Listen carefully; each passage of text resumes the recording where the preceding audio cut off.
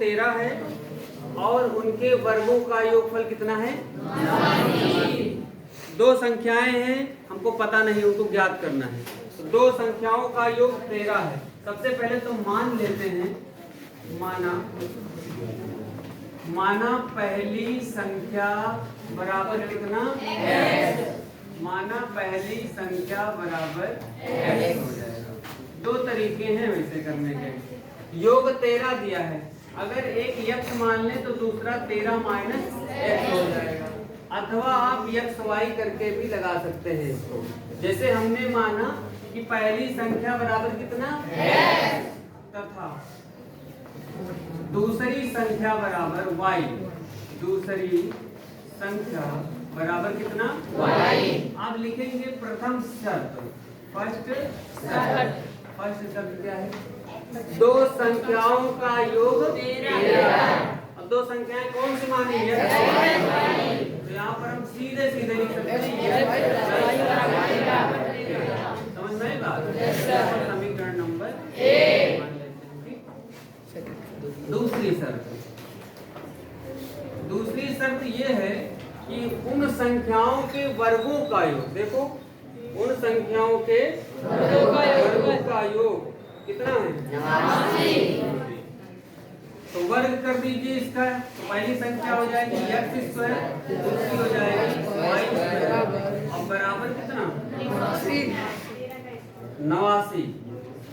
समीकरण नंबर 2 हो जाएगा। उनके वर्गों का योग 89 है, इसका वर्ग थोड़ी करना है, उनके वर्गों का, यानी इन संख्याओं के वर्गों का योग कितना है? 89 तो करना है। ठीक, अब यहाँ से देखिए, पहले तो दो समीकरण हमारे पास बन गए। अब y देखिए, x को पाठांतर कर दीजिए तो y का मान उठा के यहाँ रख दीजिए, अथवा x को पाठांतर कर दीजिए या y को, किसी को भी कर सकते हैं। यहाँ पर लिखेंगे समीकरण 1 से, प्रतिस्थापन विधि पढ़ा था ना? समीकरण किससे? 1 से। y बराबर अगर लिखना चाहे तो क्या लिख सकते हैं? इसको मान लेते हैं समीकरण नंबर 3। अब बोलेंगे समीकरण 2 व समीकरण 3 यहाँ पर लिख देते हैं। समीकरण 2 व समीकरण 3 से ऐसे कर सकते हैं, रख दीजिए तो हो जाएगा x² प्लस y² की जगह इसका होल स्क्वायर हो जाएगा। तो हो जाएगा 13 माइनस x का होल स्क्वायर बराबर 89। यहाँ पर सूत्र आपका प्रयोग होगा a माइनस b का होल स्क्वायर। क्या होता है? a² + b² - 2ab। हाँ, तो x² हो जाएगा, a² बोले तो 13 का स्क्वायर 169 प्लस x² माइनस 13 दूना 36। इसको भी इधर ले आओ, माइनस का कितना? 89। उधर बचेगा बराबर 0। अब देखो x² कितना? x², 2x², ये हो गया 2x²। उसके बाद देखिए माइनस का कितना हो गया? 26।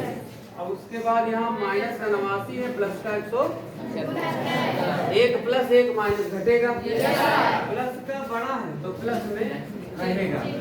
9 में से 9 गया 0, यहाँ 16 में से 8 गया 8, अब बराबर 0। अच्छा, एक काम और कर सकते हैं, या करके लिख सकते हैं, 2 का भाग सभी में कर सकते हैं यहाँ पर। तो ये हो जाएगा x² माइनस 13x और प्लस का कितना? 40 बराबर 0। अब 40 कैसे गुणनखंड करें कि जोड़ने पर कितना आ जाए? 13। बताइए, 8 45 8 5 13। x² माइनस 8 प्लस 5 पीछे x और प्लस का 40 बराबर 0। x² माइनस 8x और माइनस प्लस माइनस 5x और प्लस का 40 बराबर 0। यहाँ से देखिए आप क्या सामान x माइनस 8 माइनस का 5 x माइनस 8 बराबर 0। x माइनस 8 होल का मान बचा क्या? x माइनस 8 बराबर 0। अब x के दो मान आ गए, अगर इसको करेंगे तो कितना हो जाएगा? 8। अब काम इसको करेंगे तो कितना हो जाएगा? 5 हो जाएगा। कितना हो जाएगा? 5 हो जाएगा। 5 हो जाएगा। ठीक ठीक ठीक ठीक है। अतः यहाँ पर लिखेंगे क्या? अतः यदि क्योंकि दोनों संख्याएं आ गई ना। यदि पहली संख्या बराबर 8 तो दूसरी कौन हो जाएगी? तो दूसरी जो संख्या हो जाएगी कितनी हो जाएगी? 5। और यदि पहली संख्या कितनी मान लें? 5। पहली संख्या 5 तो दूसरी कौन सी हो जाएगी?